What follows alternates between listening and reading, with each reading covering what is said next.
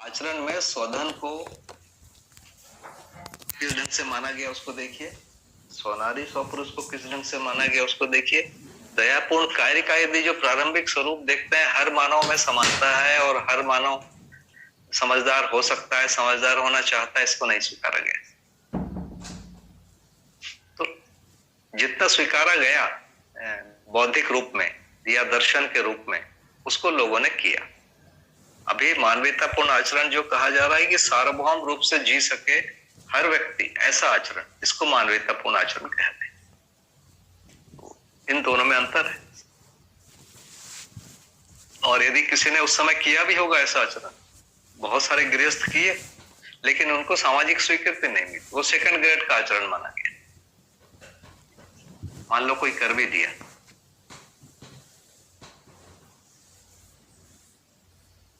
जी जी दीदी, इतनी बात, मेरी बात पहुंची तो बताइए। पहुंच गई भैया, बहुत ही बढ़िया।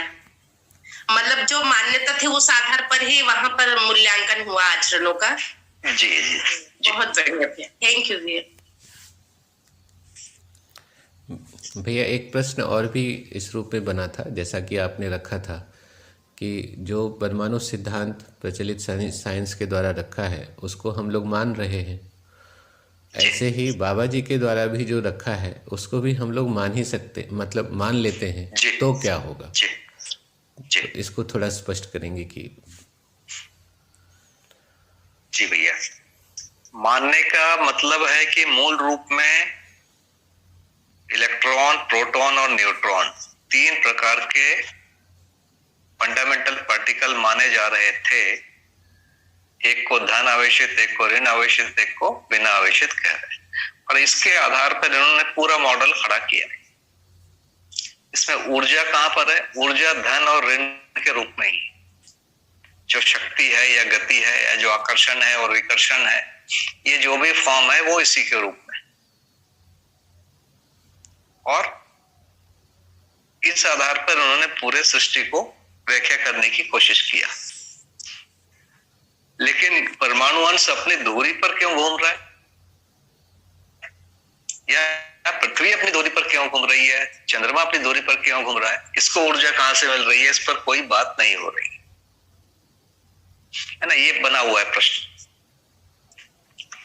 वैसे ही ये दूसरा मॉडल जो है, जो बाबा जी दे रहे हैं कि ऊर्जा का जो स्रोत है वो व्यापक वस्तु ही है, और ऊर्जा के स्तर बताए, उसको निरपेक्ष ऊर्जा नाम दिया गया।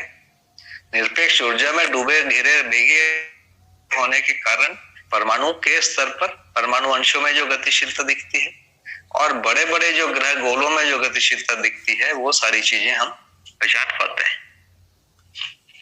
तो एक आधार हुआ ऊर्जा, ऊर्जा के आधार पर पूरा सृष्टि का फैलाव। दूसरा, जीवन नाम की जो चीज है वो है कि नहीं, क्या मनुष्य एक ही बार पैदा होगा और गाजर मूली की तरह मर जाएगा? इसके बारे में उधर तो आश्वासन कुछ भी नहीं है। वहां साफ साफ कहा जाता है कि एक ही बार में मर जाएंगे, जो कुछ करता है ब्रेन करता है। तो मानव की तृप्ति वाली जगह क्या है? तो वहां पर यही होता है कि जिंदा रहना, जिंदा रह के जितना ज्यादा भोग कर सके कर लो, क्योंकि भोगों में सुख है। तो उनका पूरा जो वर्णन है, पूरा जो सोच है, अधिक से अधिक भोग को कैसे प्राप्त करें, उसके लिए उन्होंने कुछ कार्यक्रम बताए और इसको लोग कर रहे हैं। तो दूसरी चीज हुई, तो परमाणु से लेकर एक मानव की जागृति तक का पूरा जो भाग है वो बताया नहीं गया। वहां परमाणु को एक ढंग से बोला गया। इसी प्रकार जैसे हम देखते हैं कि समाजशास्त्र और अर्थशास्त्र को जब हम देखते हैं, अर्थशास्त्र तो कहता है कि यदि डिमांड कम है तो सप्लाई और कम कर दो, ताकि डिमांड बढ़े तो हमको प्रॉफिट। ये अप्रत्यक्ष रूप से ये कह रहा है कि ज्यादा उत्पादन नहीं करो। ज्यादा उत्पादन नहीं करेंगे तो समृद्धि कहां से होगी समाज? तो ये सभी को सब मिले वो नहीं सोच रहा है, एक व्यक्ति को प्रॉफिट मिले ये सोच रहा है। तो समाजशास्त्र और अर्थशास्त्र किसी अर्थों में विरोधी। वैसे ही दूसरी चीजों को हम देख लें कि ब्रेन ही सब कुछ करता है, तो फिर यदि उसके पीछे मुख्य कारण बताते हैं जीन्स। तो मान लीजिए मेरे दादाजी या परदादा ने किसी का मर्डर किया तो मैं भी कर सकता हूं क्या, क्योंकि मेरे जीन्स में है। इस पर बोलते हैं कि तुमको पीटेंगे, तुमको जेल में डाल देंगे। तो यदि कानून है तो कानून के पालन करने के लिए मनुष्य योग्य है, और उस योग्यता का जो आधार है, धारक वाहक है, वो कौन सी चीज है, इसके बारे में कुछ भी नहीं बोला जाता। तो एक तो उसमें बहुत सारे विरोधाभास हैं, और इस विधि में यदि हम मान लेते हैं तो पूरी चीज को मानने पर एक आचरण निकलेगा। मतलब अस्तित्व दर्शन और जीवन ज्ञान, इन दोनों के आधार पर एक आचरण निकलेगा, उसको फिर हम करने की इच्छा होगी।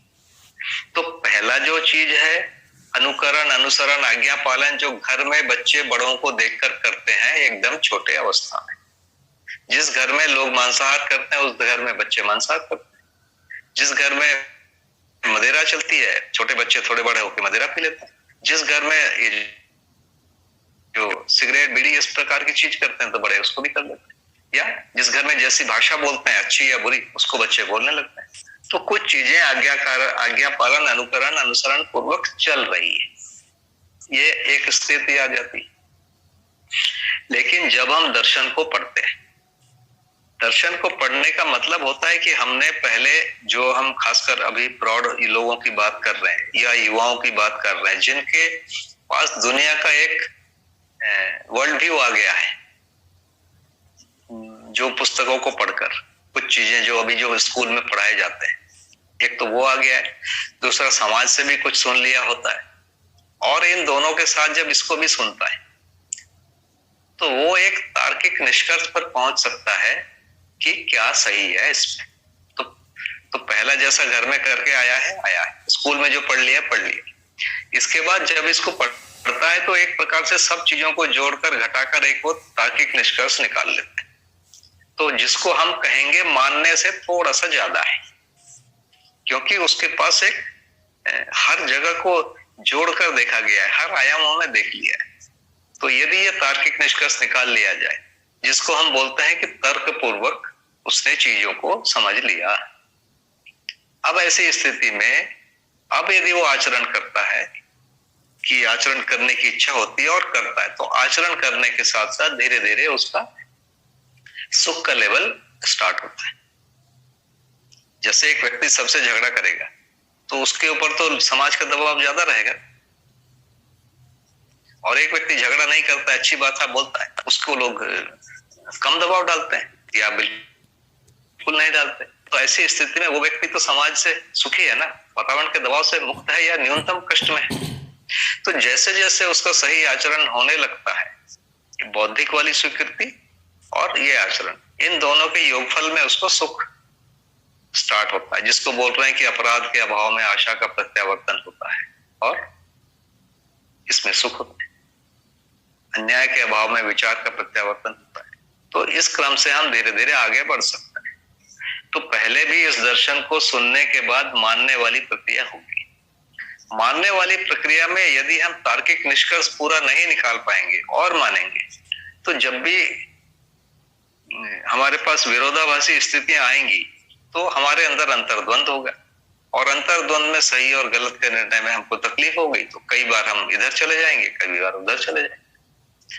तो मानने से यात्रा तो शुरू होगी ही, पर मानने के साथ साथ पहला जो कदम है तार्किक निष्कर्ष, दूसरा जो कदम है साक्षात्कार। ये दो भाग है जिसमें अपने को पुरुषार्थ करना है। तो पूरी बात यहाँ पर है। जी भैया, मेरी ओर से पूरा हुआ। बहुत सुंदर भैया, बहुत बढ़िया। भैया आगे बढ़ने से पहले मुझे लगता है कि एक बार सबसे पूछ लेते हैं कि पिछले सत्र में कोई प्रश्न, अगर अभी उनके पिछले सत्र को सुनने के बाद कोई प्रश्न है तो वे रख ले, या कोई अभिव्यक्ति रखनी है तो वे भी रख ले। फिर आगे कुछ हमारे पास जो पहले से ही बने हुए प्रश्न हैं वे बने हुए हैं, उनको हम आगे बढ़ाएंगे। तो सभी से निवेदन है, अगर पिछले सत्र का तो प्रश्न नहीं है, लेकिन भैया ने अभी जो मानवतापूर्ण आचरण की बात कही, और अभी जब भी अनुकूलता होगी उसको मैं रखी दी हूँ प्रश्न को कि स्वार्थ, परार्थ और परमार्थ, इसको थोड़ा सा व्यवहारिक जीवन में भी समझने की जरूरत है। और ये क्या जागृति के बाद का है, क्या अनुभव संपन्नता के बाद ये तीनों होंगे, या अनुकरण अनुसरण पूर्वक अभी भी हो सकते हैं अनुभवगामी विधि में, उनमें थोड़ी स्पष्टता की जरूरत है। जी एक प्रश्न और भी था। जी भैया नमस्ते। नमस्ते भैया। सभी भैया दीदी को नमस्ते। वो था भैया जी ने चर्चा किया था और फ्लो में वो निकल गया था, तो उस पर थोड़ा समझना शेष रह गया है। वह है कि यदि मध्यस्थ दर्शन की बातों को भी हम मान लेते हैं और ऐसा करते हैं तो क्या निकलता है। तो यह भी एक प्रश्न था जो मेरे में तो स्मृति में रहा। इस प्रश्न का तो उत्तर अभी दिया ना मैंने, यदि मान लेंगे तो क्या होगा। अच्छा जी सर। जी भैया। भैया फिर दीदी का ही ये प्रश्न ले लेते हैं, फिर हम आगे बढ़ सकते हैं। दीदी एक बार बताइए छोटे में क्या प्रश्न है। भैया जो मानव व्यवहार दर्शन में है ना, अध्याय 4 में मानव सहज प्रयोजन में, तो उसमें जो स्वार्थ परार्थ और परमार्थ वाला टॉपिक, तो उसको थोड़ा सा उसमें हम लोग इस एक बुक में स्वार्थ को केवल सुविधा के अर्थ में लिखा था और परिभाषा संहिता में उसमें सुख सुविधा दोनों इंक्लूड था। तो हम थोड़ा ये कंफ्यूज हो रहे हैं कि ये क्या अनुभव के बाद ये तीनों वो होंगे, या उसके पहले भी अनुभवगामी विधि में अनुकरण अनुसरण पूर्वक भी होंगे, और इनका एक्चुअल में कहाँ रिप्लेसमेंट कैसे होगा व्यवहारिक जीवन में अभी, उसको थोड़ी स्पष्टता देंगे। स्वार्थ का मतलब है केवल अपने लिए सोचना। अपने लिए जो सबसे छोटे में जाएंगे तो होता है कि इंद्रिय जो तृप्ति है, 4 विषय है, उसके लिए जीना। दूसरा परार्थ का मतलब होता है कि दूसरे की भलाई करो और अपना जो है उसको ध्यान मत दो। अपने घर में जो हो रहा है उसको छोड़ो, दूसरे की भलाई में लगे रहो। और परमार्थ का मतलब हो रहा है कि हमारा भी हो जाए और दूसरों का भी हो जाए, तो इसको परमार्थ बोलते हैं। तो ये सारी चीजें तो जागृति के पहले होगी, तभी जागृति होगी। मतलब ये सभी नहीं होगा। स्वार्थ बंद हो जाएगा, परार्थ बंद हो जाएगा, और परमार्थ माने अपने लिए और समग्र व्यवस्था में भागीदारी करने के लिए जिएंगे, जिसको दूसरी भाषा में बोल रहे हैं जीने दो और जियो। ऐसा जब हम करने लगेंगे उसके फल में जागृति होगी। जागृति होने के बाद यही करते रहेंगे। तो स्वार्थ संकीर्ण अर्थ है, परार्थ अपना लक्ष्य को छोड़कर दूसरे की भलाई में लग गए वो है, और परमार्थ जो है समग्र व्यवस्था में भागीदारी को करना परमार्थ हो रहा है।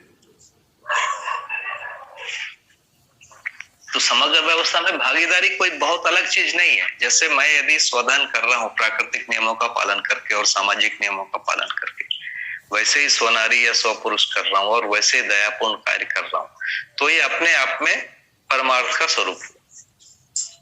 इसमें 3 ग्रेड होते हैं। इसी को अपन धीरे धीरे आगे बढ़ाते हैं। वित्तेषणा प्रधान, पुत्रेषणा, वित्तेषणा पुत्रेषणा प्रधान, फिर लोकेषणा प्रधान, और फिर प्रामाणिकता प्रधान। तो इसमें कार्य वही किए जाते हैं, सभी वही करते हैं। जैसे प्रामाणिकता भी स्वधन स्वनारी स्वपुरुष दयापूर्ण कार्य पूर्वक जिएगा। तो ये सामाजिक नियम है, सभी करेंगे। इसमें तन मन धन के सदुपयोग के स्तर में अंतर होता है। जो जागृत व्यक्ति होता है उनका संपूर्ण कार्य प्रयोजन के लिए होता है। जो जागृत नहीं है तो उनका ज्यादातर समय वित्तेषणा पुत्रेषणा में लगा रहता है। उससे श्रेष्ठ वाले अपना जो समय है लोकेषणा में लगाते हैं। लोकेषणा क्या चीज है? लोकेषणा का मतलब होता है यश। यश का मतलब है वस्तु की पहचान और व्यक्ति की पहचान दोनों साथ में। जैसे मानवीयतापूर्ण आचरण या अच्छा काम मैंने किया, इसकी पहचान हो, तो इसमें आचरण की भी पहचान होती है और मेरी भी पहचान होती है, दोनों बने रहते हैं। एक में होता है कि आचरण भले ही ना हो, मेरी पहचान हो। जैसे अभी लोगों के फोटो हम देखते हैं, पोस्टर लोग लगा लगा के रस्तों में रखे हुए हैं, है ना, ऐसा लगता है कि ये महापुरुष हैं, फोटो है। तो इसमें वस्तु तो है ही नहीं, केवल व्यक्ति की पहचान है। ये तो अमानवीयता है। अच्छी बात है कि व्यक्ति और वस्तु दोनों की पहचान हो जाए तो यहाँ पर लोकेशना है, और केवल वस्तु की पहचान हो यह है प्रामाणिकता। तो इसमें तीन में इस प्रकार से अंतर आता है। तो सभी लोग मानवीयतापूर्ण आचरण करते हैं और इसी में तीन ग्रेड आ जाएगा, वित्तेषणा, पुत्रेषणा, लोकेशना, ये प्रधान रहेगा, फिर लोकेशना प्रधान आएगा और इस प्रामाणिकता प्रधान आएगा। ये सारे जो आचरण है तन मन धन के सदुपयोग के स्तर को क्रमशः बड़ा करते जाते हैं। तो ये तीनों ही परमार्थ की कोटि में आएंगे। जी दीदी, मेरी ओर से तो जी भैया जी, तो आपने कहा यदि स्वधन के लिए हम अपने घर में भी काम करें तो भी परमार्थ का काम हो, बोल रहे हैं। समग्र व्यवस्था में भागीदारी हो ही रही है ना। जी बहुत बढ़िया। जी भैया जी, धन्यवाद। जी भैया, अब हम लोग अगले प्रश्न में जाते हैं जो हमने पहले से रखे थे। तो एक तो पिछली चर्चा में आपने बहुत बढ़िया से हमें घूर्णन गति, वर्तुल गति, कंपनात्मक गति को स्पष्ट कराया था, जहाँ से क्रियाशीलता और स्पंदनशीलता को हमने जड़ परमाणुओं में देखा था। तो ये बात समझ में आई थी कि क्रियाशीलता में हमें परमाणु में जो संरचना विकसित हो रही है अंश अंश के साथ मिलने के लिए प्रस्तुत है, और इस प्रकार से एक परमाणु के रूप में विकसित होकर फिर परमाणु परमाणु के साथ होने में जो है बने हुए हैं। यह जो साथ होना है उसी में हम क्रियाशीलता को, और उसी में फिर हम अणु अणु के बीच में जो साथ होने की जो प्रक्रिया है उसमें से हम स्पंदनशीलता को देख रहे हैं, जहाँ संकुचन और प्रसारण को भी पहचाना जा रहा है। तो एक प्रश्न ये है कि परमाणु में पाए जाने वाले घूर्णन गति, वर्तुल गति, कंपनात्मक गति से क्रियाशीलता, स्पंदनशीलता, संवेदनशीलता एवं संज्ञानशीलता यह किस प्रकार घटित होती है, तो इसको थोड़ा बताएंगे। संवेदनशीलता माने पहचानना, निर्वाह करना। ये पहचानना, निर्वाह करना पदार्थावस्था में भी हो रहा है और प्राणावस्था में भी, जीवावस्था में भी, ज्ञानावस्था में। ज्ञानावस्था में जागृत होते हैं तो पहचानना, निर्वाह करना जानने मानने के आधार पर होता है। यदि जागृत नहीं है, भ्रमित है, तो पहचानना, निर्वाह करना मानने के आधार पर होता है। तो ये हम एक क्रम देख पाते हैं। पदार्थावस्था में पहचानना, निर्वाह करना यदि हो रहा है, इसका मतलब है कि उसके सबसे छोटे जो स्वरूप हैं परमाणु में भी हो रहा है, नहीं तो ऊपर में नहीं होगा। तो परमाणु भी पहचानता, निर्वाह करता है। कैसे पहचानता, निर्वाह करता है? जैसे हाइड्रोजन और ऑक्सीजन मिलकर पानी बना लेते हैं, हाइड्रोजन और ऑक्सीजन मिलकर हाइड्रोजन परऑक्साइड भी बना लेते हैं। ऐसे ही विभिन्न चीज एक दूसरे को पहचानने, निर्वाह करने की व्यवस्था है और उसमें वो पहचान करते हैं। वैसे ही परमाणु अंश अकेला नहीं रहता, किसी दूसरे अंश को पहचान कर उसके साथ मिलकर एक परमाणु बना लेता है। तो ये जो पहचानने, निर्वाह करने की प्रवृत्ति है वो प्रत्येक अंश में ही है और वो बल संपन्नता के कारण है और ये चलते रहता है। तो पदार्थ अवस्था में हम देखते हैं कि हवा जो है बह रही, हवा बहने का एक कारण है। अब उसको हम लोगों ने आजकल पढ़ लिया है कि भाई पानी जो है, हवा जो है गर्म स्थान से ठंडे स्थान की तरफ जाएगी। यदि कोई हवा कहीं पर गर्मी है तो हवा हल्की हो जाएगी, हल्की होकर ऊपर जाएगी, ऊपर ठंडा होता है, नीचे गर्म है, ऊपर ठंडा है। तो हवा ऊपर जाने का या गर्म चीजें ऊपर जाने का नियम। वैसे आप देखिए समुद्र में गर्मी होती है तो समुद्र में पानी का भाप बनता है, और जो अपने हिमालय है, मान लीजिए भारत को ध्यान में रखें तो हिमालय बहुत ठंडा है, तो उस तरफ भाप जो है चलने लगता है। इसको बादल हम कहते हैं। अब ये कितना बड़ा बादल होता होगा आप सोचिए। पूरे एक साथ पूरे इलाके में पानी गिरता है, कम से कम 100, 200, 500 स्क्वायर किलोमीटर में एक साथ पानी गिरता है बरसात में। हम जहाँ रहते हैं भारत में, और वहां 1 सेंटीमीटर यदि पानी गिर रहा है तो मतलब वो लाखों टन पानी ऊपर में खड़ा है। तो इतनी ज्यादा मतलब ऊर्जा की जरूरत होती है या है प्रकृति में, जो लाखों टन पानी को हजारों किलोमीटर दूर ले जाता है। तो ये इसी से बन रहा है, पहचानना, निर्वाह करना, उसी विधि से बन जा रहे हैं। तो पहचानना, निर्वाह करना हम पदार्थ अवस्था में इस ढंग से देख रहे हैं। हवा चलना या पानी बहना, नदी का पानी बहता रहता है और इतना ज्यादा उसमें फोर्स होता है, इतना ज्यादा बल होता है कि वो हमेशा चलता रहता है। दूसरा, लोग उसके रास्ते में आ जाए तो टूट जाता है, डूब जाता है। तो ये लगातार गतियां हो रही है, ये पहचानना, निर्वाह करने के स्वरूप में ही। वैसे प्राणावस्था, वैसे जीवावस्था और वैसे ज्ञानावस्था। ज्ञानावस्था में जो पहचानना, निर्वाह करना हो रहा है वो मानव के साथ प्रधान रूप से, और मानव का मानव के अलावा जो तीनों अवस्थाएं हैं उनके साथ भी हो रहा है। अब इसका जो मूल कारण है कहां से आता है? जैसे जीवन शरीर को पकड़ता है या स्वीकारता है, स्वीकारते ही वो चार विषयों को स्वीकार लेता है, नहीं तो शरीर जीवित नहीं रहेगा। आहार जो है शरीर के लिए जरूरी है, और मानव शरीर अपने आप आहार नहीं करता। कीड़े मकोड़े का जो शरीर है अपने आप कर लेता है, वहां जीवन नहीं है। वहां पर शरीर ही या मेधस तंत्र ही उस पूरे सिस्टम को नियंत्रित करता है। मानव में आहार का दबाव मेधस तंत्र पर आता है, या आहार की आवश्यकता मेधस तंत्र पर आती है, और जीवन उसका निर्णय लेकर उसको करता है। तो ये जो चार विषय हैं, ये चार विषय तो पूरे करने ही पड़ेंगे। मानव हो, देव मानव हो, दिव्य मानव हो या अमानव, वो करते ही है। अब इसमें कमी क्या होती है? चार विषय में जितना हमको भोजन चाहिए हम उससे ज्यादा कर लेते हैं या उससे कम कर लेते हैं। वैसे ही निद्रा या भय या मैथुन, ये सारी चीजों की जो आवश्यकता है उससे ज्यादा करते हैं। क्यों करते हैं? हमारी आसक्ति उसमें है। आसक्ति का मतलब हमने उसको अधिमूल्यन किया हुआ है, या इसमें हमको सुख मिल रहा है, ये स्वीकारे हुए। बहुत सिंपल भैया, इतनी कहानी। हमने इसको स्वीकारा हुआ है और इस आधार पर हमारी गलतियां होती जा रही। तो चार विषय में ही जो आकर्षण है, अधिमूल्यन है, अवमूल्यन है, इसी के कारण हमसे अच्छाइयां बुराइयां होने लगती है।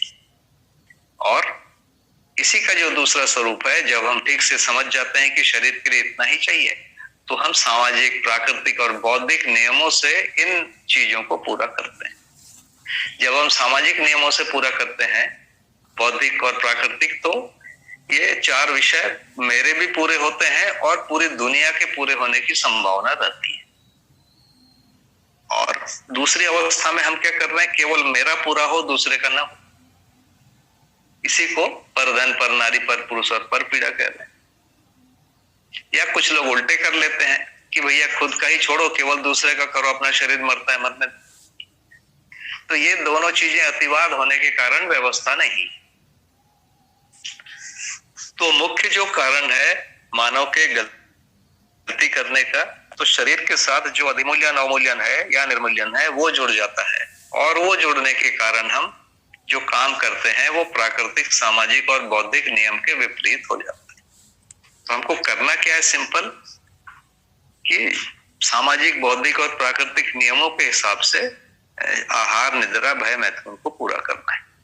सिंपल। तो यही है।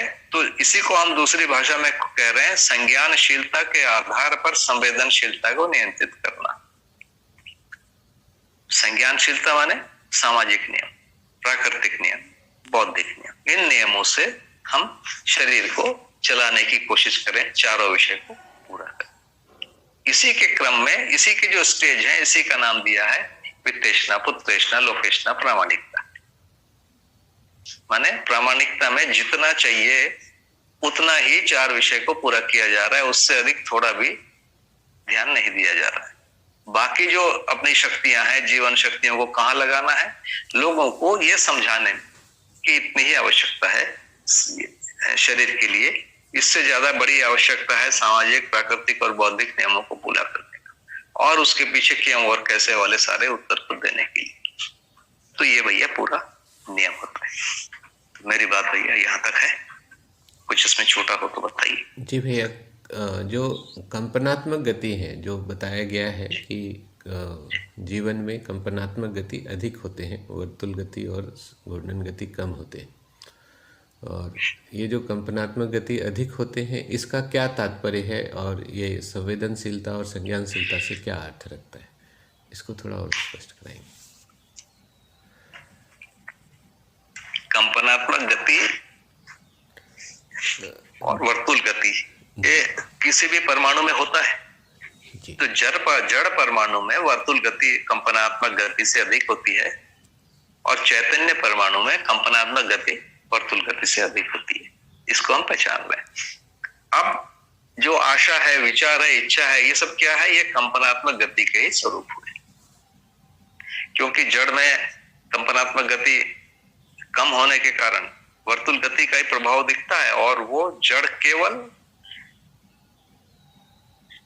परिणाम के लिए काम कर रहा है। श्रम, गति, परिणाम तीनों है। तो जड़ का मुख्य काम किसी से जुड़ना और टूटना, संगठन और विघटन, ये मुख्य काम है और वो उतना करता है। लेकिन चैतन्य में जैसे ही ये खत्म हो जाता है, टूटने और जोड़ने वाली प्रक्रिया जब बंद हो जाती है गठन पूर्णता के कारण, तो अब उसके बाद उसकी जो आशा, विचार, इच्छा, ये जो कंपनात्मक गतियां हैं, ये ही प्रकाशित होती है।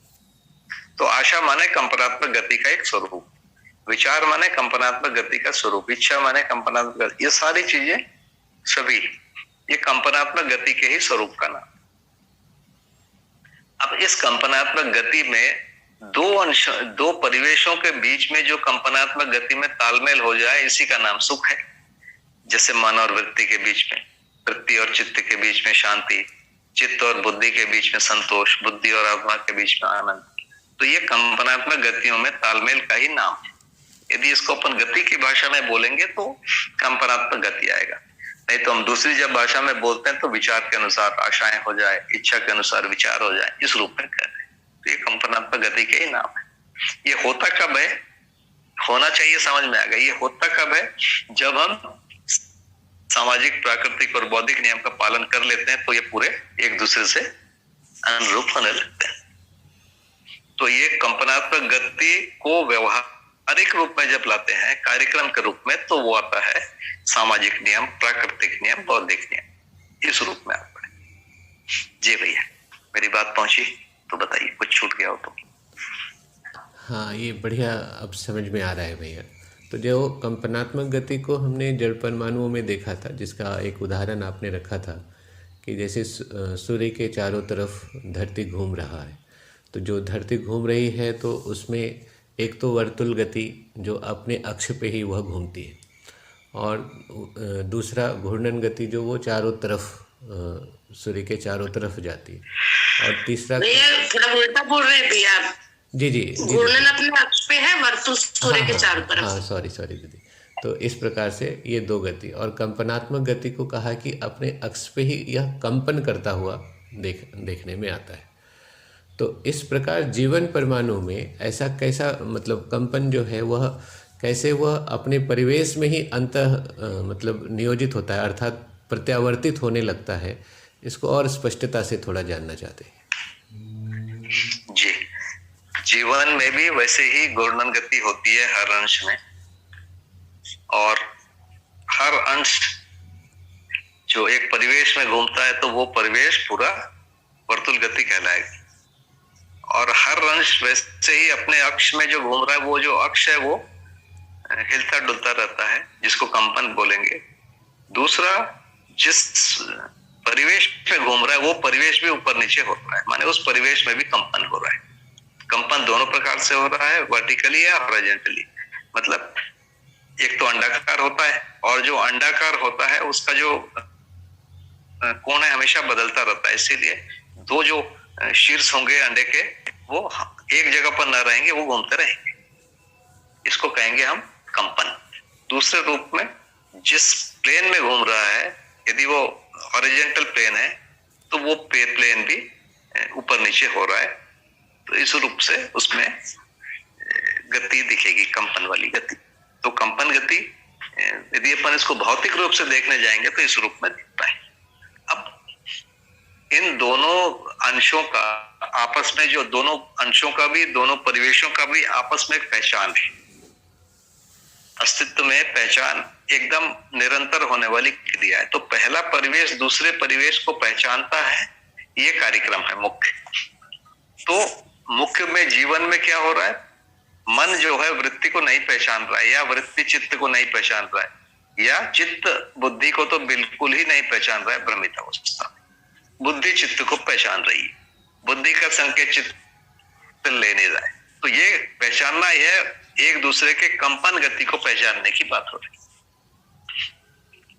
तो बुद्धि के कंपन गति को चित्त नहीं पहचानता है, या आत्मा के कंपन गति को बुद्धि नहीं पहचानती है, और इसी का नाम है भ्रम या अज्ञान।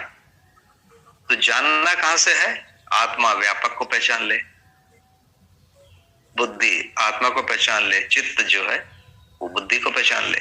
ये क्रम है जानने का। तो पहचानना माने कंपन गति को ही पहचानना। कोई भी इकाई की पहचानने की जो विधि ही है ना, या फिर रूप से देखेंगे तो उसके रूप को पहचानना, दूसरा उसके प्रभाव को पहचानेंगे तो उसमें जो गति है उसको पहचानना। गति में दोनों गति है, वर्तुल और कंपन, इनको पहचानना होता है। अभी भी जैसे मैं आपसे बात कर रहा हूं तो आपकी जो आवाज को मैं पहचान रहा हूं, वो आवाज है क्या वास्तव में? आप वहां बोल रहे हैं और मेरे पास यहाँ कंपन आता है, उस कंपन को पहले पहचानता हूं, और उस कंपन में हमने कोड किया हुआ है, इस प्रकार के कंपन का नाम है अ, इस प्रकार के कंपन का नाम है ब, ऐसे करके पूरा शब्दावली बना हुआ।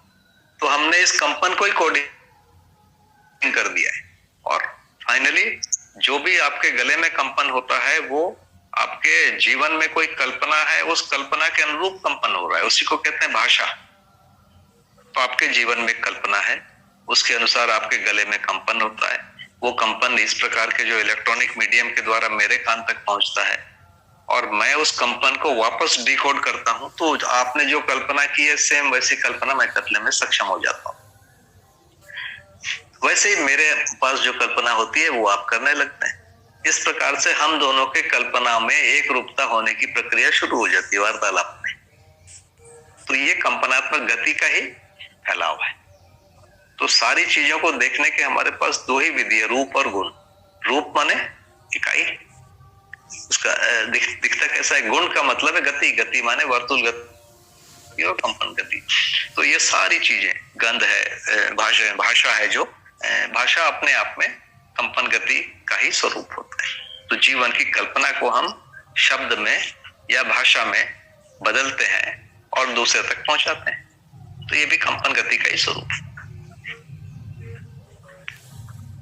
जी भैया, इतनी बात कहना। जी भैया, बहुत बढ़िया हो गया। नमस्ते भैया।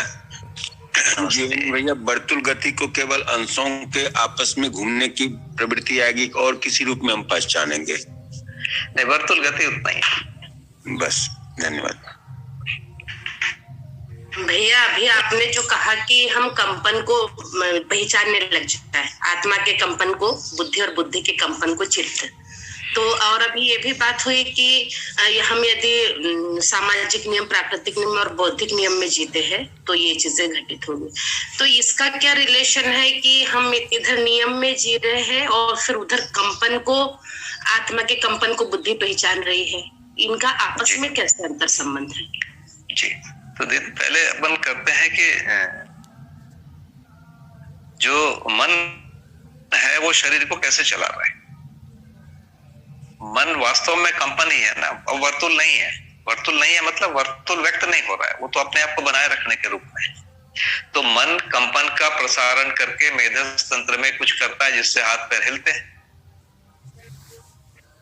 तो ये कंपन ही शरीर को चला रहा है, ये कंपन ही उसका आशय है। मतलब जैसे चार विषय से सुखी होना है, ये मन के पास बना हुआ है। सुखी होना ये मन के पास है पहले से ही, लेकिन जैसे ही शरीर आ गया तो इस शरीर से सुखी होना ये आ गया। शरीर से सुखी होने के लिए चार विषय है, चार विषय को प्राप्त करने के लिए शरीर को चलाना पड़ेगा, नहीं तो नहीं होगा। तो आहार करने के लिए मैं शरीर को चलाता हूं और उसके आधार पर आहार करता हूं, मैं सुखी होता हूं। इसी विधि से कई बार मैं सामाजिक, प्राकृतिक, बौद्धिक नियमों का उल्लंघन कर लेता हूं, कई बार करता हूं उनका पालन। तो ये कंपन उसी प्रकार है कि मन इस ढंग से कंपन करता है। मन के कंपन को वृत्ति का कंपन समर्थन करता है, वृत्ति के कंपन को चित्त का कंपन समर्थन करता है, चित्त के कंपन को बुद्धि कई बार समर्थन नहीं करती है जब वो गलत है ना, जब वो अवमूल्यन पूर्वक ये सामाजिक, प्राकृतिक, बौद्धिक नियम का उल्लंघन करता है। न बुद्धि करती है, न बुद्धि परात्मा करती है, तो ये चीजें रुक गई। तो ये जैसे ही हम जैसे शोधन किए या मैंने खाना खाया, ये खाना खाना अपने आप में एक मन का कंपन का स्वरूप है। बात कर रहा हूं मन के कंपन का एक स्वरूप। तो सारी चीजें वास्तव में जो भी है वो कंपनात्मक गति का ही फल है। ये आशा का स्वरूप है। ये तो आशा, विचार, इच्छा ये कंपन के स्वरूप में, और ये कंपन का स्वरूप शरीर के द्वारा इस ढंग से व्यक्त होता है। इसको स्वधन या परधन, स्वनारी या परनारी, स्वपुरुष या परपुरुष, दयापूर्ण कार्य, परपीड़ा, या ऐसे अलग अलग ग्रेड में हम इसको पहचान सकते हैं। तो बहुत सारे काम को हम स्वधन कह रहे हैं, बहुत सारे काम को परधन कह रहे हैं। तो परधन एक क्लास है या स्वधन एक क्लास है, ग्रुप है ना। वैसे परपीड़ा एक ग्रुप है, उस ग्रुप में ले आते हैं पहले, और उसके बाद फिर उसको सामाजिक या प्राकृतिक या बौद्धिक नियम में है कि नहीं वो करके देखते हैं। तो ये प्रक्रिया है पूरी। जो भी घटना हो रही है, मैं जो भी क्रियाकलाप करता हूं, वो इसमें आ जाता है कि स्वधन, स्वनारी, स्वपुरुष, दयापूर्ण कार्य में हुआ कि नहीं, और उसको देखते हैं कि सामाजिक नियम का पालन हुआ या नहीं। यदि हुआ तो फिर बौद्धिक का हुआ कि नहीं, है ना, प्राकृतिक का हुआ कि नहीं, इस रूप में देखने की विधि। जी दीदी। बढ़िया भैया। तो इससे ये समझ में, मतलब मुझे ये स्पष्ट हुआ कि हम जो भी क्रियाकलाप कर रहे हैं उसमें जो कंपन हो रहा है, तो जो कंपनों के भी अलग अलग क्वालिटीज होगी। तो जिस तरह की कंपन यदि स्वधन का किया, तो जिस तरह का कंपन होगा उस कंपन को फिर बुद्धि चित्त को स्वीकार पाएगी, और इस तरह से मतलब उनके क्या कहना चाहिए, वहां पर ये निर्णय हो पाएगा कि हाँ ये कंपन सही है, तो फिर वहां स्वीकृति होगी और वैसा कर पाएंगे, है ना। जी थैंक यू। इसका अर्थ भैया ऐसा भी लगा सकते हैं कि जैसे मन में जो कंपनात्मक गति है और जो वृत्ति में कंपनात्मक गति है, इनका तालमेल हो जाना, अर्थात मन की कंपनात्मक गति से वृत्ति की पहचान हो जाना, वृत्ति की कंपनात्मक गति से, जो हम कहते हैं कि वृत्ति जो है मन का अनुभव कर, मन जो है वृत्ति का अनुभव करती है, और वृत्ति मन का जो है दृष्टा होता है, दर्शन करता है। तो ये जो दृष्टा होता है तो वो इसी आधार से होता है कि उसका कंपनात्मक गति जो है मन को पहचान पा रहा है, और मन जो उसका अनुभव करता है तो इस रूप में ही है कि मन की कंपनात्मक गति वृत्ति की पहचान कर पा रही है। क्या इस तरह से इसको कह रहे? जी जी भैया, ऐसे ही। बहुत सुंदर भैया। प्रणाम भैया। नमस्ते भैया।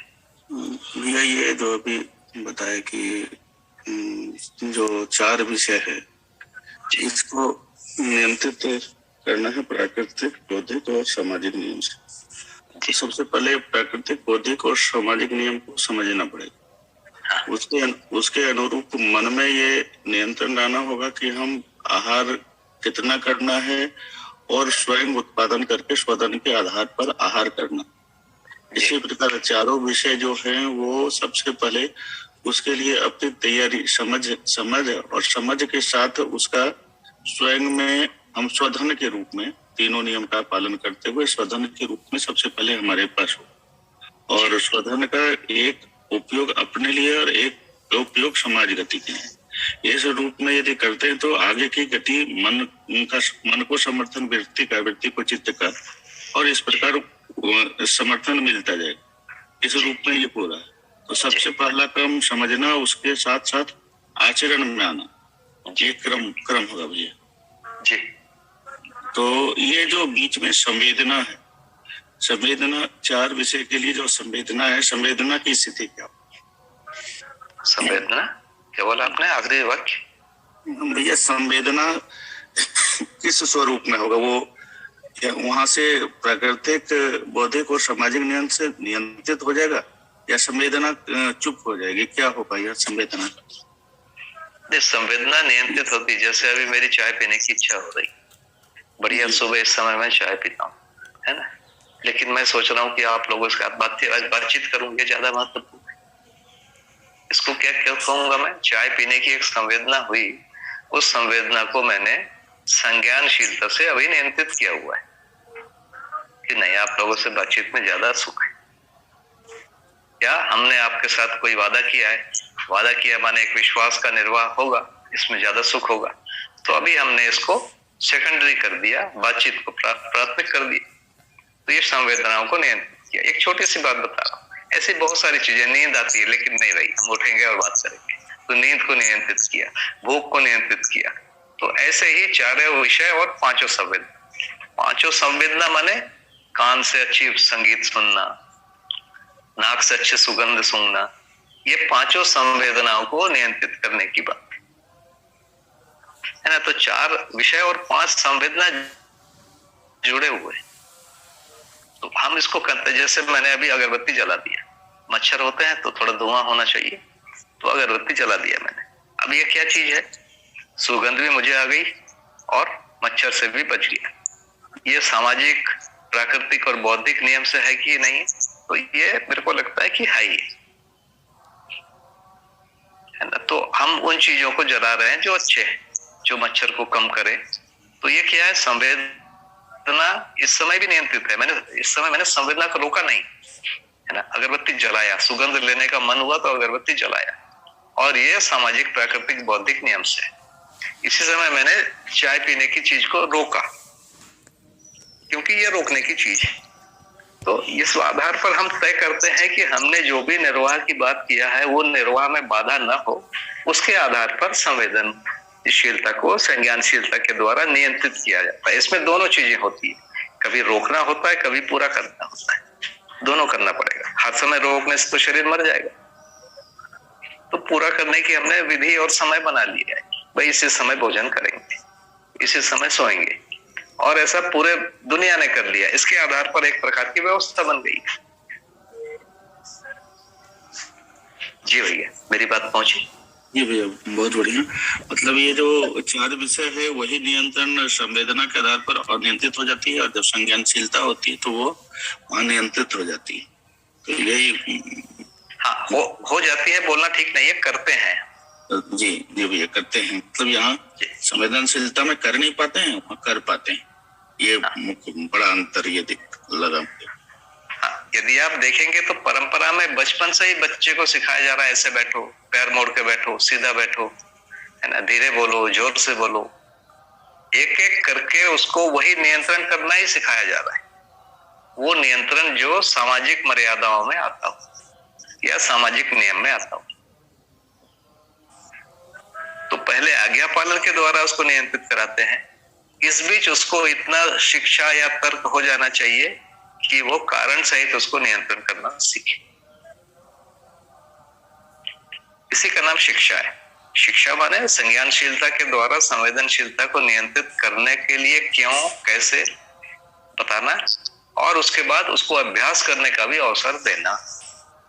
तो अभ्यास जो है, घर में कुछ अभ्यास है, बाहर में कुछ अभ्यास है, स्कूल में कुछ अभ्यास है, प्लेग्राउंड में कुछ अभ्यास है, खेल के मैदान में भी कुछ अभ्यास है ना, कि भाई नियम से खेलो, माने एक प्रकार से नियंत्रण किया, बॉल को मारना है और उस गोल के उस पार ले जाना है, लेकिन किसी दूसरे को नहीं मारना है।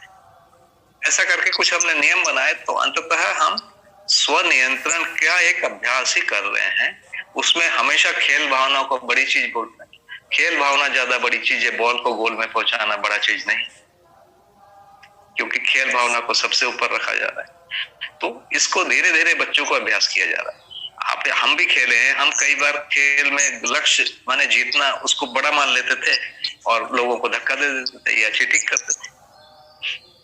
यदि ये समझ में आ जाए कि खेल भावना को बनाना है, चीटिंग नहीं करना है, तो वो धीरे धीरे अभ्यास में आ जाता। तो मुख्य मुद्दा यही है, नियंत्रण करना। इसी को हम संज्ञानशीलता के द्वारा संवेदनशीलता के नियंत्रण की विधियों को बोलते हैं, और उसकी सैकड़ों विधियां परंपरा में बनी हुई है। उसमें से कुछ चीजें जाता है, जैसे मांसाहार है, जैसे मदिरापान है, जैसे और कई प्रकार के नशा करना है, ये परंपरा में आ गया है। अभी कल होली का त्योहार हुआ, परसों, इसमें बहुत सारे खराब चीजें आ गई कि भाई मन में जो भी है निकाल दो, उसको दूर करो का मतलब है गाली दे दो। तो एक बड़ा इधर परिस्थिति है कि बुरा न मानो होली है बोल के आप कुछ भी बोल सकते हो, कोई कचरा भी उसके शरीर में लगा सकते हो। तो ये परंपरा में कुछ ऐसी चीजें आ गई, कुछ अच्छे भी आई। तो हमारा काम है कि जो अच्छी हैं उनको पहचान लें, जो अच्छी नहीं है उनको भी पहचान लें, और यदि कुछ अच्छा और चाहिए तो उसको और इंट्रोड्यूस करें। ये भैया पूरा कार्यक्रम। भैया एक आम प्रश्न आता है कि जैसे आहार, निद्रा, भय और मैथुन है, तो आपने जैसे भोजन को, नींद को एक निश्चित सीमा तक तो मैं करूंगा, नहीं तो हमारा शरीर बीमार हो जाएगा, उस प्रकार भैया जैसे भय है, भय भी कुछ हद तक समझ में आती है, लेकिन मैथुन जो मानवीय परंपरा के लिए एक है कि मानवीय परंपरा रहे, मानव आएंगे तो उसके लिए आवश्यक है, तो इसका जैसे मान ले जाए कि कोई मानव है, पति पत्नी है, बच्चे आ गए, तो फिर भैया इसका स्व नियंत्रण का एक क्या आधार बनता है, और मतलब कैसे इसको संज्ञानशीलता में हम परिवर्तन कर सकते हैं, थोड़ा इस पर प्रकाश डालिए। भैया स्व नियंत्रण का तो मुख्य जो आधार है वो है स्व नारी स्व पुरुष।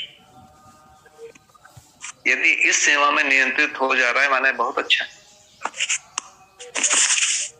इसके बाद जब परिवार व्यवस्था में जीते हैं तो परिवार में बहुत सारे काम होते हैं। काम का मतलब बड़े बूढ़ों की सेवा होती है, बच्चों की सेवा होती है, कभी बच्चे रात में रोते हैं, उसमें उठना है। यदि वो सब, और एक मर्यादा भी है कि ये जो चीजें हैं ये बड़ों के सामने या बच्चों के सामने ये सब चीजें नहीं दिखना चाहिए, क्योंकि वो आवेश से बच्चों को परेशानी होगी बड़ों को। तो इसको शिष्टाचार नाम दिया गया, उसकी एक मर्यादा बनाई गई। तो इस मर्यादा का यदि हम परिवार में रहते तो ये पालन करना ही होता, और वो पालन हो जाए तो ये उसकी न्यूनतम सीमा है। और अधिकतम सीमा है कि जो प्रामाणिकता है। हम यदि जीवावस्था को देखेंगे ना, तो जीवावस्था में जैसे हम लोग गाय पालते हैं तो हमको बिल्कुल दिखता है कि जब गाय हीट में आती है तभी जो बैल है या सांड है वो एक्टिव होता है, और उसके बाद जैसे गाय का वो समय चला जाता है कि सांड बिल्कुल स्वनियंत्रित हो जाता है। तो इनकी जो पूरी प्रक्रिया है प्राकृतिक आवश्यकता के हिसाब से होती है, इनके मन से नहीं होती। मानव के लिए यदि हम खाना खा लिए हैं और मिठाई आ जाए या कोई बढ़िया स्वादिष्ट चीज हमारे लिए आ जाए तो हम एक टुकड़ा उठा लेते हैं। जीवावस्था में ये नहीं दिखेगा, कम से कम मैथुन में तो दिखता ही नहीं है ना। और ज्ञानावस्था में दिखता है। क्यों? क्योंकि ज्ञानावस्था इसको सुख का स्रोत मानता है। ये भ्रम है। सुख का स्रोत मानता है और इसको नियंत्रित करना है। तो एक तो शारीरिक विधि से नियंत्रित करना है, दूसरा जीवन के स्तर पर वो समझ आ जाए कि सुख का स्रोत ये नहीं है, सुख का स्रोत ये है, दूसरा वाला जो है उसको पहचानना पड़ेगा। अभी आप सुन तो लेते हैं कि सुख का स्रोत ये नहीं है, लेकिन उससे बड़ा वाला मिलता नहीं है, इसीलिए उसी में मन लगा रहता है। तो स्वधन, स्वनारी या स्वपुरुषीय नियंत्रण का एक आधार है। उसके बाद दूसरा जो आधार देखेंगे तो परिवार की मर्यादाएं हैं,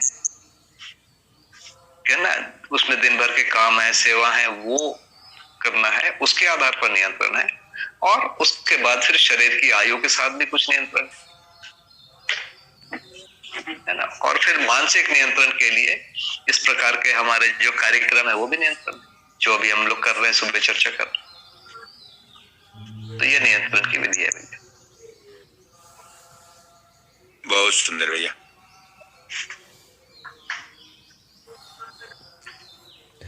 बहुत बढ़िया भैया।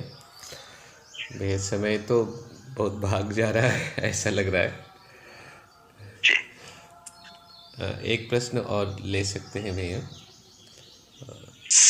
ये है कि क्या जीवन परमाणु का साक्षात्कार होता है?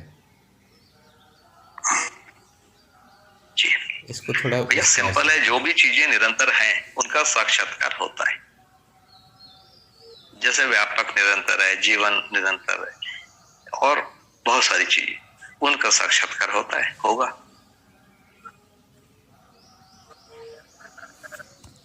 ठीक है भैया।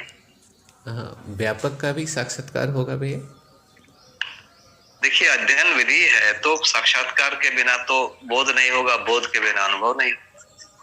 और साक्षात्कार के पहले आभास होना जरूरी है, जिसको अपन तार्किक निष्कर्ष बोल रहे हैं।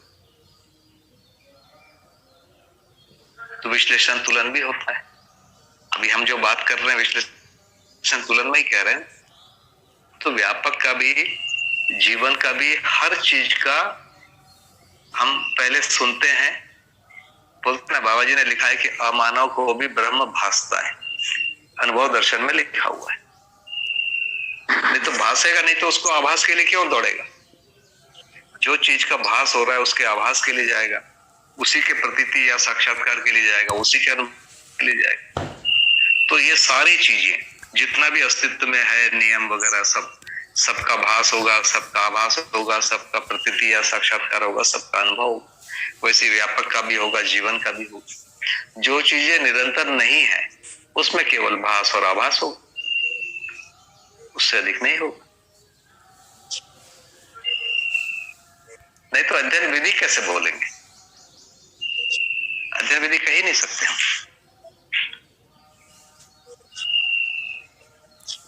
जी भैया, बहुत सुंदर हो गया। तो जीवन का भी साक्षात्कार होगा, हर वास्तविकता का साक्षात्कार होगा जी। और जो निरंतर वस्तुएं हैं उनका साक्षात्कार होगा। जो निरंतर वस्तुएं नहीं है वो चित्रण तक ही जाकर पूरी हो जाएंगी। हाँ, उनका आभास होगा, भास और आभास होगा। और इनका नियमों का या जीवन का, व्यापक का भास, आभास, प्रतीति और अनुभव चारों होगा। जी भैया, बहुत बढ़िया। आमतौर पर ऐसा हमारे जो है आपस में चर्चा में आता है कि जीवन का जो है, जीवन में अनुभव होने के बाद ही जीवन का ज्ञान होगा। तो जो बात बाबा जी ने रखी है कि अस्तित्व दर्शन ज्ञान पूर्वक जीवन ज्ञान और फिर मानवीयतापूर्ण आचरण ज्ञान, तो ये जो इस तरह से एक आशय ये भी निकल आते हैं कि अस्तित्व दर्शन अर्थात अनुभव तक जाकर अस्तित्व दर्शन पूरा होता है तो जीवन ज्ञान होगा। ऐसी बात नहीं है। हर वास्तविकता का जो है क्रम से भास, आभास, प्रतीति और फिर फाइनली जाकर अनुभूति और प्रतीति में अंतर किस बात का रहता है, इसको थोड़ा समझना चाहते हैं। क्योंकि व्यापक को भी अगर हम साक्षात्कार में पहचान रहे हैं तो अनुभव में जाकर क्या पहचानेंगे? जी भैया, बहुत बढ़िया प्रश्न है ये। इसी को जब हम बोल रहे हैं किसी चीज का साक्षात्कार हो रहा है, उसी के साथ हमारी अवधारणा बन रही, जिसको हम अध्ययन बोध कह रहे हैं। तो चित्त में साक्षात्कार कह रहे हैं उसी चीज को, और उसी चीज को बुद्धि की जगह में जब बात कर रहे हैं तो कह रहे हैं अध्ययन बोध हो रहा है। अध्ययन बोध की सीमा कहाँ तक है? तो संपूर्ण अस्तित्व, सह अस्तित्व, सारी चीजों का अध्ययन हो जाता है, अध्ययन बोध हो जाता है। अध्ययन बोध में केवल दो चीजें बचती है। एक तो आत्मा मध्यस्थ है, ये बचा रहता है। तो आत्मा जब बुद्धि जब प्रत्यावर्तित होता है तो उसको मध्यस्थ क्रिया समझ में आ जाती है, बोध होता है। इसी का नाम आत्मबोध है। तो आत्मबोध और अनुभव बोध, ये दो चीजें बची रहती है। इसके अलावा सारी चीजें अध्ययन बोध में आ जाती है। अध्ययन बोध इतनी बड़ी चीज, तो अध्ययन बोध हुआ माने साक्षात्कार में इतनी सारी चीजें आ गई। केवल अध्ययन बोध और केवल अनुभव बोध और आत्मबोध बचा रहता है। इसी को कहते हैं आनंद।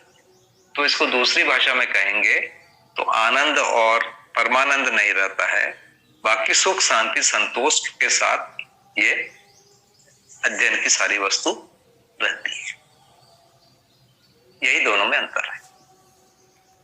फिर से एक बार बोलता हूं कि जिसको अपन साक्षात्कार कह रहे हैं, साक्षात्कार भी एक मिनट की घटना नहीं है, बहुत सारे साक्षात्कार क्रम से होते हैं। तो यदि हम साक्षात्कार की जो सबसे बड़ी स्थिति की बात करें तो उस समय सुख, शांति, संतोष का अनुभव बना रहता है। मन और वृत्ति के बीच में तालमेल होता है, वृत्ति और चित्त के, और चित्त और बुद्धि के बीच में। तो सुख, शांति, संतोष रहता है, और सारे नियमों का और सारे अस्तित्व का, व्यापक का, इकाई का, गठन पूर्णता का, सबका अध्ययन बोध रहता है। क्या नहीं रहता है? तो आनंद और परमानंद नहीं रहता है। इसी को दूसरी भाषा में कहेंगे आत्मबोध नहीं रहता है और अनुभव बोध नहीं रहता है। ये दोनों चीजें नहीं रहती। तो साक्षात्कार का ऊंचाई इतना है। बात पहुंची भैया? हाँ, अच्छे से भैया, बहुत बढ़िया भैया। आज तो समय पूरे हो गए हैं जी। आपने ऐसा कहा था भैया कि अगले वीक से हम शाम में बैठ सकते हैं, सुबह तो नहीं। जी। तो इस पर हमारी चर्चा हुई है, तो हम उसको आपके साथ बाद में बात कर लेंगे। अभी अगर किन्हीं की कोई भैया अभिव्यक्ति इसमें है एक चीज पूछनी थी रमाशंकर भैया, साधन भैया से। जी। जैसे भैया ने कहा कि सारी चीजें तो हो गई साक्षात्कार में, फिर केवल आत्मबोध और अनुभव बोध बचा। तो आत्मबोध में कौन सी घटना घटेगी और अनुभव बोध में कौन सी? मतलब मध्यस्थ है, ये समझ में आएगा कि आत्मबोध में कि आत्मा मध्यस्थ है? ये दोनों देखिए जी दीदी, समझ में आना जिसको बोल रहे हैं ना, उसके कुछ तो तर्क हमारे अंदर बन ही जाते हैं। जी। तो तर्क तो पहले ही वृत्ति में बन जा रहा है, वृत्ति और चित्त के बीच में। लेकिन उसको वस्तु के रूप में पहचानना, वस्तु के रूप में पहचानना केवल बुद्धि के प्रत्यावर्तन से ही संभव है। बाकी चीजें बुद्धि के प्रत्यावर्तन के बिना, चित्त के प्रत्यावर्तन से ही समझ में आ जाती है, जिसको अध्ययन बोध कहते हैं। तो आत्मबोध और अनुभव बोध बिना बुद्धि के प्रत्यावर्तन के नहीं हो पाता है। लेकिन बोध नहीं हुआ तो कोई बात नहीं, बाकी सारी चीजें उनका होता है। माने तो वो सारी चीजें, आत्मबोध में क्या घटा? बुद्धि ने आत्मा को पहचाना, उसमें आनंद आया। वृत्ति की जो मैक्सिमम स्थिति हो सकती है वो हो जाती है। और फिर अनुभव बोध में क्या हुआ? आत्मा व्यापक में अनुभूत हुई। हाँ, वो दोनों एक ही साथ हो जाते हैं। अच्छा। इसको दर्शन में बाबा जी ने बार बार कई जगह लिखा हुआ है, ये दोनों एक साथ होते हैं। जी भैया, धन्यवाद भैया, बहुत बढ़िया, थैंक यू। ठीक है भैया, नमस्ते। तो समय हो गया। एक बार सुख और आनंद में। नमस्ते भैया। भैया एक प्रश्न। नमस्ते हरिहर भैया। नमस्ते भैया, एक तो प्रश्न रहेगा छोटी सी। जी। फीडबैक सम है।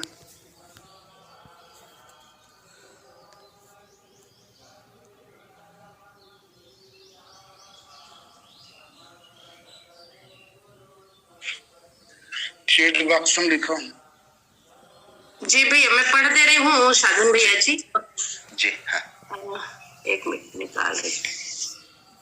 इसमें लिखा है स्वार्थ कोष्टक में प्रलोभन, अर्थ व काम के भेद से, परार्थ व्यवहार धर्म और अर्थ भेद से, परमार्थ विचार एवं व्यवहार धर्म तथा मोक्ष के भेद से। फिर से समझा। तो इसको अगली बार भी ले सकते हैं भैया, देख लीजिए कितना टाइम। ठीक है, अगली बार ही लेते हैं, थोड़ा समय लगेगा इसमें। जी भैया, तो इसी से शुरुआत करेंगे फिर अगली बार से। जी। जी भैया, बहुत बहुत धन्यवाद भैया। साधन भैया को बहुत बहुत धन्यवाद। हरिहर। ठीक है भैया, सभी को नमस्ते। आप लोगों ने मेरे को इतना भाव दिया, मेरी बातों को सुना, इसके लिए सबको बहुत धन्यवाद।